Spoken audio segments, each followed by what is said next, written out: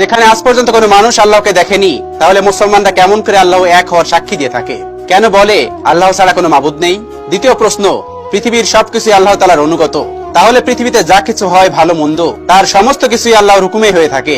এই পৃথিবীতে কেন খারাপ কাজের জন্য মানুষ দোষী হয়ে থাকে? কেন সে সাজা পাবে?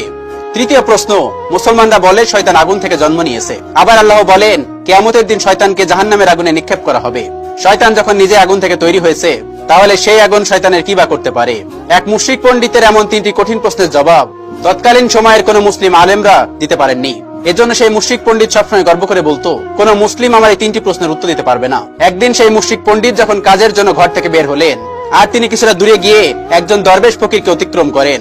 ওই ফকির বসে মাটির কিছু পাত্র বানাচ্ছিলেন। যখন মুশরিক পণ্ডিত তার পাশ দিয়ে পেরিয়ে গেলেন, তখন সেই দরবেশ জোরে আওয়াজ দিয়ে বললেন, এই যে মশাই, যদি একটু শুনতেন।